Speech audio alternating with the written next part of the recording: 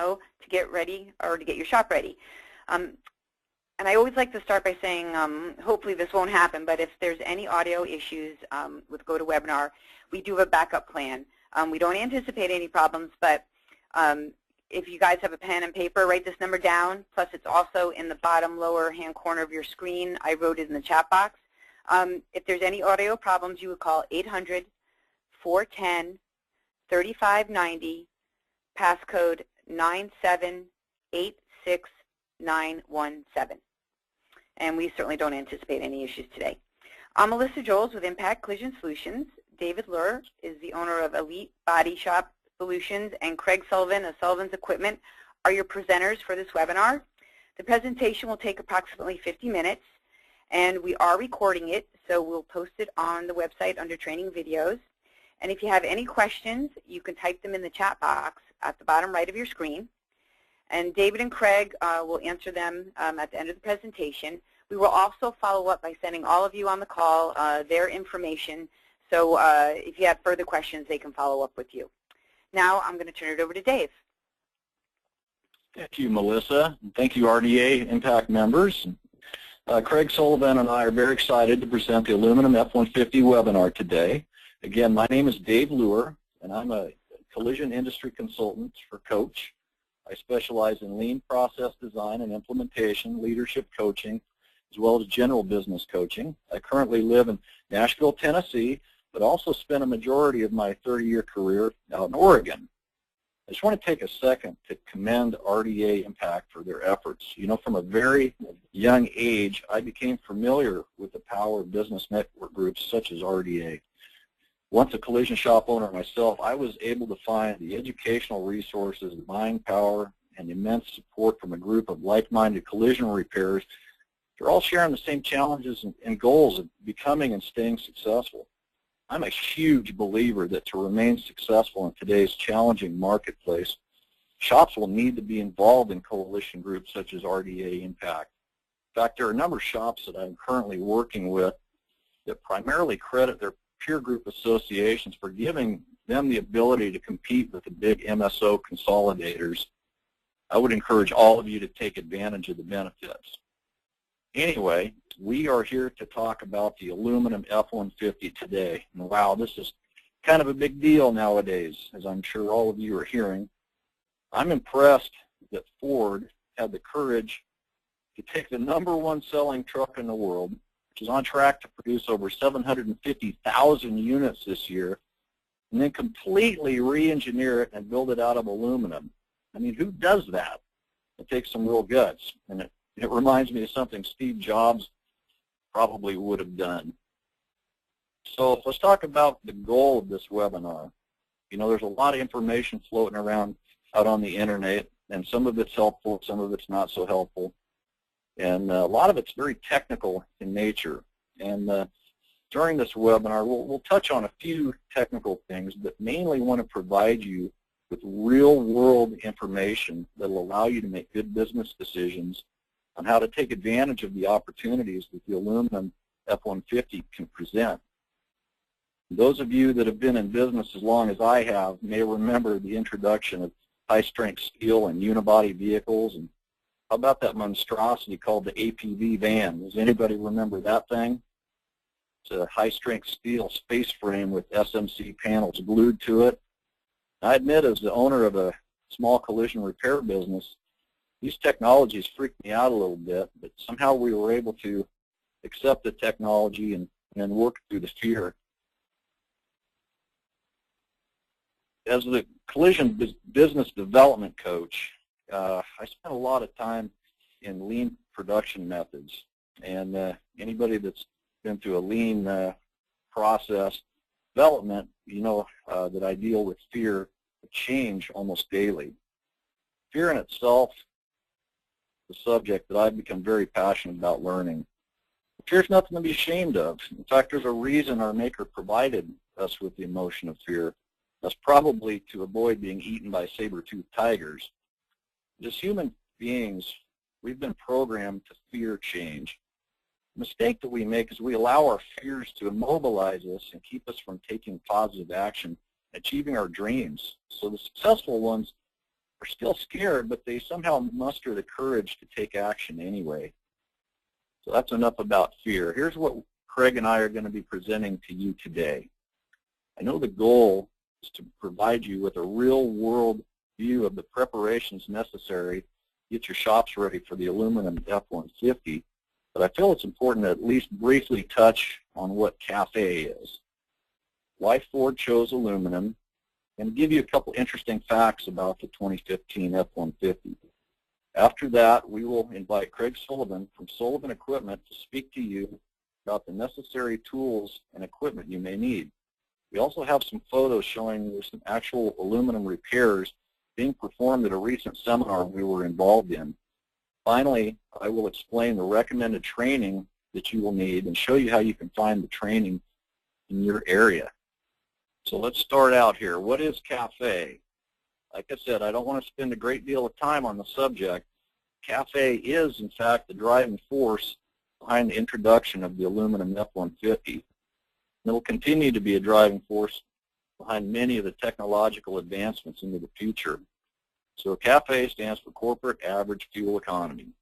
And I've included here, you'll see in the blue, there are 2 links. If you want to write those down, you really want to geek out on CAFE information. There's plenty of it out there for you. But as you can see from the graphic on the right, the fleet-wide fuel economy standards for U.S. cars and light trucks, so it's fleet-wide, is 36.6 by 2017 and 54.5 by 2025. That's pretty aggressive compared to where we're at now. So despite adding to our challenges in the collision repair industry and also making for some pretty dull reading material, there are a few very positive things that will come from adherence to these standards, including an improvement to 54.5 miles per gallon 2025, which will in turn cut 6 billion metric tons of greenhouse gas over the lifetimes of the vehicles sold between 2012 and 2025. It's going to save families more than 1.7 trillion, trillion with a T, in fuel costs. It's going to reduce America's dependence on oil by more than 2 million barrels a day in 2025. So that's not too shabby. So why did Ford choose aluminum? You know, I applaud Ford for not only engineering an amazing solution to improving fuel economy, but also for the methodical way it designed, tested, and introduced it to the repair community. Did you know that Ford has been working closely with ICAR for several years now to design repair procedures that are safe as well as inexpensive to repair? So obviously, we all know that aluminum is lightweight and strong. In fact, by using 6000 series alloyed aluminums, it can be made stronger than steel by making it either thicker in some situations and heat-treated and thinner in other areas. So aircraft aluminum has been around a long time. In fact, it first appeared around the turn of the 20th century in German aircraft. And as you all know, it's still the most preferred choice from the aircraft industry today. Aluminum has been also used in military applications, air, marine, and Humvees. 7000 series alloyed aluminum is frequently used as a lightweight alternative for armored plating. And you know, the other nice thing about aluminum is it's relatively easy to repair just using rivets and bonding adhesives. And of course, Craig will get into the details of that a little later on how that's done. But here's a few more facts. You know, since 2009, they've actually been building this truck in small quantities and secretly testing them in some of the harshest environments you can think of. If any of you watched the 2013 Baja 1000 last year, that F-150 that was barreling through the desert was actually made out of aluminum. Not a lot of people knew that. Then, of course, they field tested quite a few of these things in construction sites, such as the one pictured in the on the slide there. So a question I get a lot is this: what's the frame made out of? Is it aluminum too? Well, nope, it is still made out of high-strength steel. It's So assuming that your shop has the proper truck anchoring accessories for your frame rack, you may already be equipped for the 2015 model as well. So the entire truck body and bed are made from aluminum except the firewall, which is high-strength steel, and the radiator support's actually made out of magnesium. So the truck body is made up of two types of aluminum, which is 6022 and 6111, for those that are concerned about that. So a couple other things here. The truck bed floor, they tested this thing a lot, and in the early days they found that if they used a thicker alloyed aluminum, even though it's more difficult to straighten, it made a much more suitable truck bed floor because aluminum tends to be a lot less dent resistant. So overall, by using aluminum instead of steel, they're saving about 700 pounds in comparable body weight over the steel predecessor. Ford's goal for the F-150 is to achieve 30 miles per gallon, but it's doubtful that it'll be achieved with the 2015 model. And to kind of put it into perspective, I believe the 2014 F-150 with a steel body is rated about 23.5. So here's a graphic that kind of shows the various aluminum uses on the 2015. And although Ford's motivated to use as many aluminum parts as possible, even some of the engine parts, the engine block for the new 2.7 EcoBoost is actually made out of what they call compacted graphite iron. It's the same material they use in the big 6.7 Power Stroke diesel. And in 2015, Ford will also be offering the 3.5-liter V6 and also 5.0-liter V8.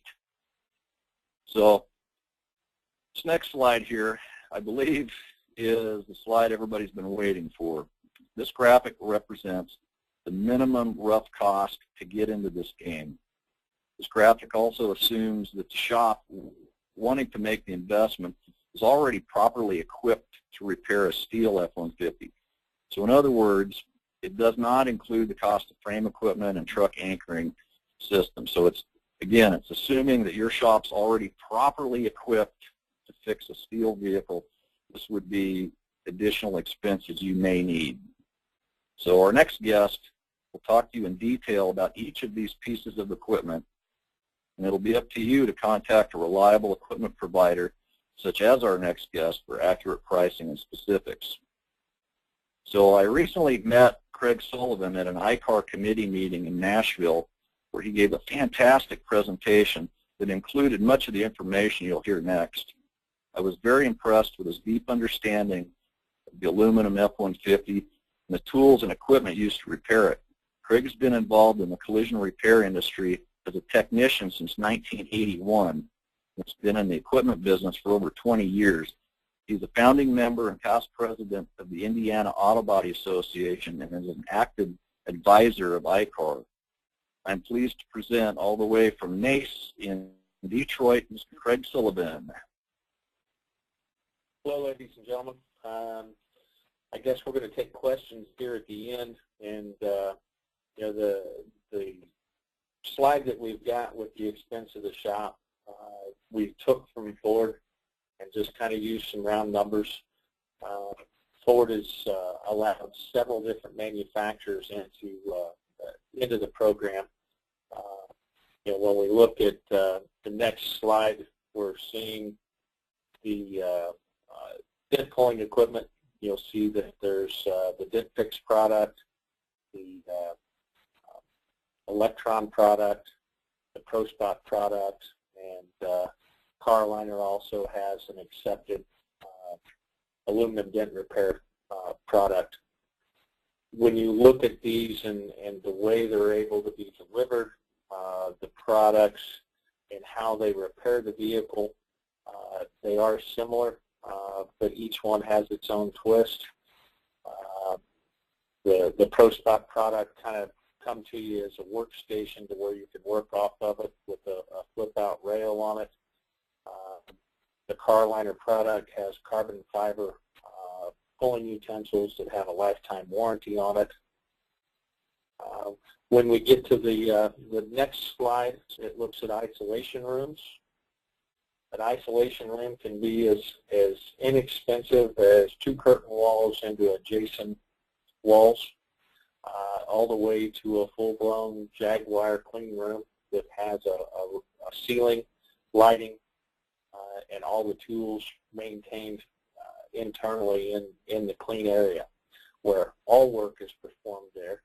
And the Ford product, they're telling us that the cosmetic work has to be done in the isolation area, not the structural work. The next slide that we go to is the MIG welding. And you're going to be looking at pulse MIG welding, which is different than what we've seen before in the industry. You're not going to see a spool gun. About the only thing that's required a pulse MIG welder would be the ZR1 and the Z06 Corvette. And at that time, we really didn't look at how much aluminum was going to be in the industry. Predominantly, what was approved in those were the Miller product, and it done very well with that application. As we get into an F150 that millions and millions of vehicles will be sold, you'll see that the Carliner and the ProSpot and the Electron product are the leaders coming to that industry with service.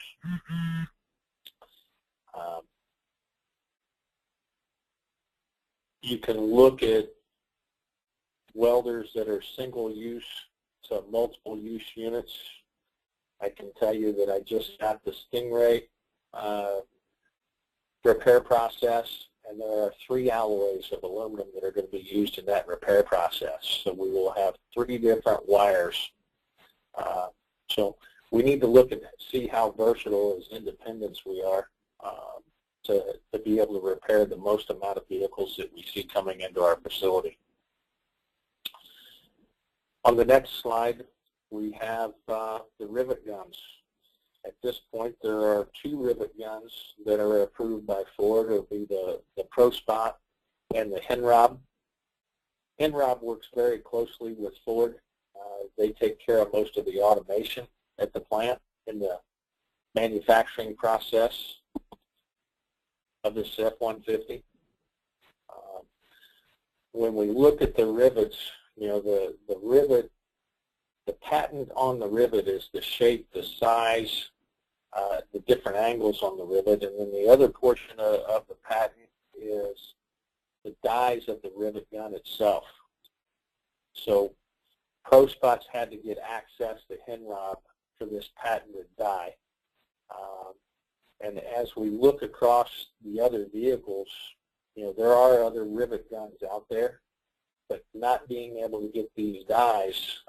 A good example is Carliner has a rivet gun that's approved by BMW and Audi, but we can't use that on the F-150 because that die kit does not match the rivet that you're going to be purchasing from Ford. These rivet guns also extract the rivet as well, and we'll kind of get into some of the different rivet guns as we get into some other slides. We're going to be looking at dustless in the next slide, a dustless extraction system, and this is different than what you already currently have in your facility. The aluminum dust is explosive, and you will be needing a unit that mixes it with water and contains it as a slurry. Right now, at this point, the only company that has that available is a Eurovac product. They have it in standalone portables, or you can outfit your facility for multiple bays. In the next slide, we're going to be looking at bonding and adjoining. You'll see the Henrob rivet there. You'll see the 3M product and the Fuser product. Everywhere we put a rivet, we're going to be bonding.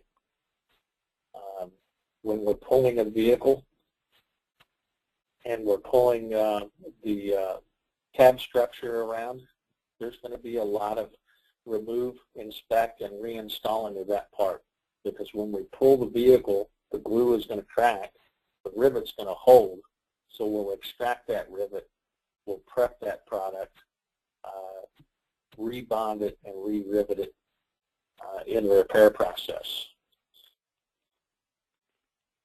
On the next slide, we can kind of look at some of the required equipment that we had at the ICAR demonstration process in Nashville. There's one picture there of 273 synergic wire feed, which is a pulse welder that is required in this Ford process. Somehow we've got a compression spot welder in there. One of the things that Ford has looked at is they assumed that body shops had compression spot welding. You know, one of the things that had come up was, well, when we put that bedside on, can we plug weld the bedside on? And they'd asked, why would you do that? Well, because that's the way we put a steel one on sometimes. You know, Ford looked at this as everybody had used that compression spot welder to put the bedside on. So it was a no-brainer at this point that we're going to rivet and glue the bedside on. So some things have come up here in the end that have kind of shown us, you know, where each body shop is at in the repair process, and Ford is looking at modifying that because there's no reason we can't plug weld it. It's just not it's not going to bring it back to the pre-accident collision on the fit and finish side of it, because that bedside is attached with rivets and glue. In the next slide, you'll see some more equipment. There's some car liner product there. There's some Pro Spot product in some of the other slides. When you look at the frame section that is there, you're going to see that the F150 can be sectioned behind the core support with a frame section, under the feet as a front clip, and a rear frame rail section. Well, as we weld this high-strength steel low-alloy 550, which is different from the 14. The 14 is a mild steel with high-strength low-alloy 350 in most of the bracketry. We're going to be using a 35 thousandths wire and a 220-volt wire feed, and we're going to need to be able to hold that length, width, and height. And that's an example of car liner being able to hold that clip length, width, and height in that same parameter. In the next slide, we see some BMW aluminum product. There's an aluminum extractor there on the right, and just a Craftsman toolbox with hand tools, glue, gluing product. Some of it overlaps, but not all of it. So just because you are equipped for the F-150, or you're equipped for a BMW, or you're equipped for a Jaguar, you know, some of this doesn't cross back and forth between the OEs, and it's going to require specialty equipment, such as the rivet guns. In the next slide, you can see some F-150 product that I was able to bring in. The bedside, 2 left doors, the A-pillar aperture.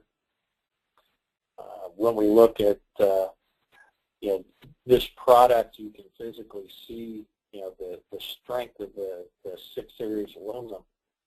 I personally drive a 14 F-150, and when you shut the door, you'll see about an 8-hour dent form in the middle of it and pop back out. The front door there that has the black coating on it, you can kick it, and it sounds nice and solid, and it always comes back, but you don't see that oil canning sensation that you see with the steel vehicles. The next door back is just simply an aluminum shell. Those do have a boron side intrusion bar in it that's riveted and glued. But by having this product there at this clinic, we were able to see how durable the aluminum really was. In the next slide, we have MIG welding aluminum. You know, some of these welders are very easy to use. I like to think that they're painter-proof. You know, painters pretty much think that they can do about anything. And the first thing we do was we grabbed a painter out of the crowd that couldn't weld, and we showed that he could weld. You know, some of the welders take a little more charisma and technique than others. In the next slide, we've got everybody from the clinic there kind of as a hands-on bent coiling and welding, and look at some of the riveting through Ford. And I believe on the next slide we've got, we're going to talk about training, and we'll let Dave get back to that. Fantastic, Craig. And Craig's going to be sticking around to help answer some questions here shortly, but I wanted to ask you a question directly, Craig, that I know this is a question that comes up a lot. So let's say I couldn't afford the $38,000 to get in the game right away. You know, what if I just wanted to do cosmetic repairs on the F-150 and some of the other aluminum vehicles that are out there? I mean, what would that kind of an investment look like in terms of the equipment that I would need? Well, at a minimum, you know, you're going to need an isolation area. So if you've got a corner in your shop that you can put 2 curtain walls up in and buy an aluminum dent repair station, that'll pretty well get you in business. You know, we've got a lot of aluminum hoods and aluminum deck lids out there now. You know, even a Kia has an aluminum hood on it. So if we look at this repair process, you know, when we're actually working the aluminum, most of the processes are very much the same.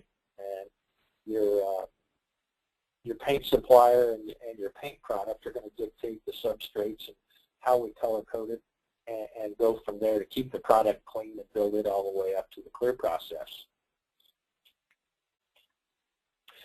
What is there different body fillers that they would need? At this point in time, everybody's using the same body fillers. The glues that we are using to replace panels with are very common and in the shops that are bonding today. Fantastic. Well, thank you again, Craig. So moving on to training here, something that's extremely important. I spoke to my friend Mike Miller, who some of you may recognize his name. He's the National Field Support Manager at ICAR. He's extremely knowledgeable about aluminum repairs. So I asked him, what do independent shops need in terms of training to properly prepare us for the F-150, and what's the difference between that and what a Ford dealer or a Ford recognized repair center may be facing? So Mike pointed out that the Ford repair centers have mandatory training requirements that actually include other Ford products besides the F-150. So it's going to be a little different from for the rest of this. So Mike highly recommends that in addition to the usual classes that you would take in the professional development program, you know, the classes required to get you gold class, the shops should attend the FOR 06, which is the F-150 structural repair training course, and that is a 6-credit-hour live class. FOR 06 is considered a new technology class at ICAR, which means those of you that are gold class or what they call road to gold shops, this class can apply to several different roles, not just structural technicians, if that makes sense. So pricing for the FOR 06 is $186 per person for a gold class shop, and $234 is their standard pricing on that. So also, anyone that's serious about performing structural repairs on an F-150 or any other aluminum vehicle will want the WCA 03 aluminum welding training and certification. This is $700 for a single tech from a gold class shop, and $880 for a standard shop. So I'm going to show you here the how to find a class in your area, and also there is discounts available when you have multiple students for the aluminum welding program. So the more people you send, the cheaper you get it. So let's take a look at this real quick so you can see the ICAR website. It's a brand new website, by the way, and you just come over here to the class search and find FOR 06. And I'll put my zip code in here and hit search. And hopefully something will come up. So here's how it's done. So this shows one coming up at State Farm on the 21st. So that's how you do that.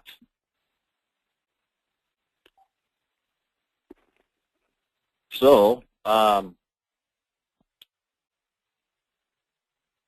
here's the action plan.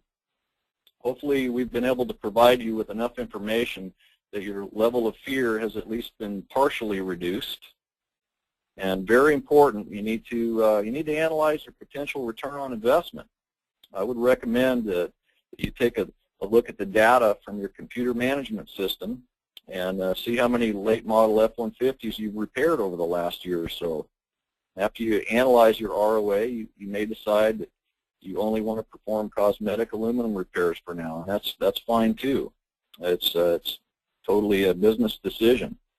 Also keep in mind that there's will likely be many more aluminum vehicles and body parts in the future. It definitely is a trend. And as Craig pointed out, there's a lot of vehicles already using aluminum hoods and deck lids. We've got Ultimas everywhere. And how about Teslas, the all-aluminum electric car? They're popping up all over Nashville. I was in Portland, Oregon last weekend, and they were everywhere. And so, as you're analyzing your return on investment, you need to consider this stuff. So if you feel you can make a decent return on your money, maybe you should consider jumping in. Purchase the necessary equipment, tools, materials, send your people to school, and start practicing your repair techniques on every scrap of aluminum you can get your hands on.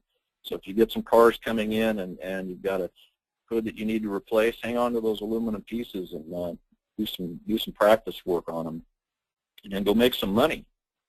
So that's pretty much it. I've got our contact information for myself and for Craig, if you want to jot that information down.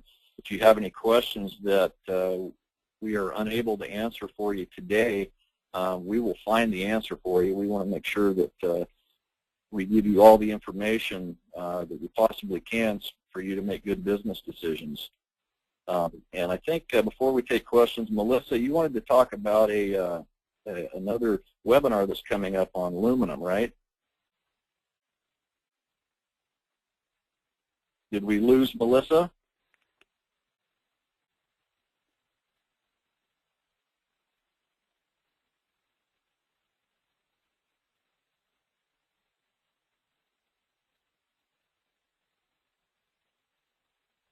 Okay, well, I'm not sure what happened to Melissa, but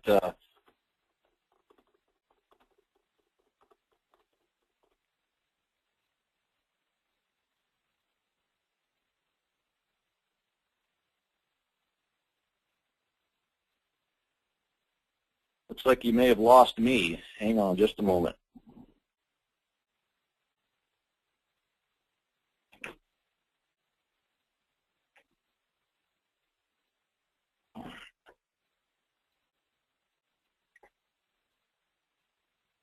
Melissa? Dave? Yeah. Okay. Yeah, can you guys hear me okay?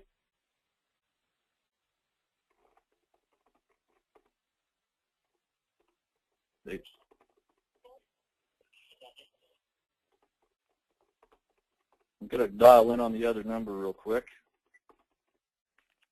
Dave, I've got you. Okay. Dave, there's a question here. I apologize I lost you for a little bit. I apologize, but there was a question. It says, let me read this here. Question.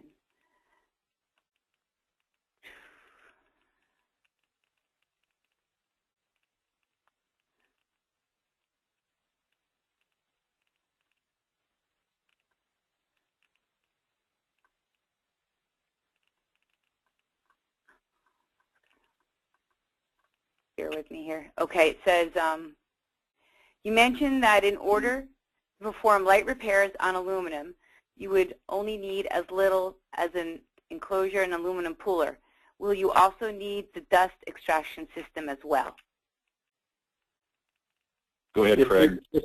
If you're going to be Ford certified, yes. You know, you really need to look at your workman's comp and your insurance. I mean, aluminum dust does cause Alzheimer's when inhaled, and there's about 7 other diseases that it contributes to. So, I mean, it's a worker protection type situation at that point.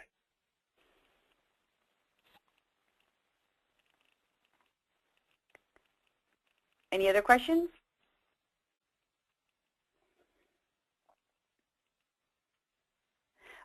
I did want to mention to everybody that we are having an ICAR webinar on September 24th to go over the training on aluminum in detail, because there are some differences and there's different costs, and Jeff Poole is going to go over that in detail. So, you know, if you guys can attend that and you have an interest to learn more about that, you definitely want to be on the September 24th call, and we'll send you the information for that. I have another question for you. What other manufacturers have an aluminum launch as of now?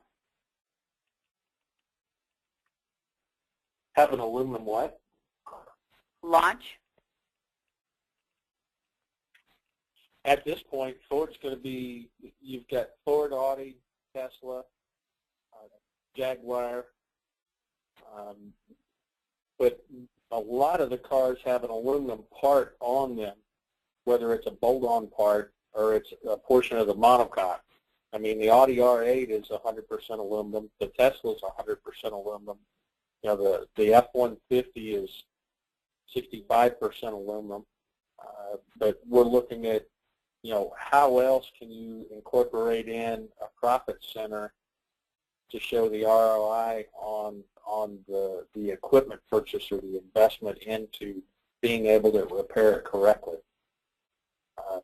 Ford, I know for a fact that Ford is going to be launching 2 more bodies into this aluminum as we go into 16 and 17. And then General Motors, there's been whisperings that in 18 that they would have a vehicle that would be all aluminum.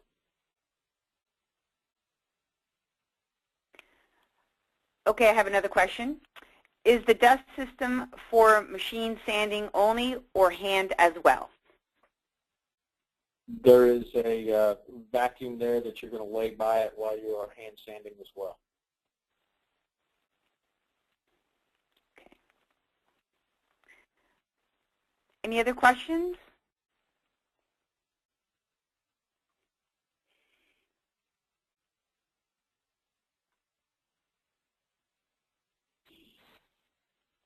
Okay, I don't see any. You guys, if you want to type them in, we'd be happy to answer them. Do you want to add anything, Dave? Again, if there's any questions that we're not able to answer here today, feel free to email myself or Craig, and we should still have our email addresses and phone numbers posted. And I just wanted to thank everybody for joining in today, and hope you got something out of it. Okay, and I'd like to say, guys, I will email everybody their information, and if you could give us any suggestions on future webinars, we'll try to make them available for you. So we'd really appreciate any input or other training that you're looking for. So that concludes the webinar, and we'll let you know about any upcoming training opportunities. And thank you very much on behalf of Impact and RDA. Thank you, Dave. Thank you, Craig. Thank you.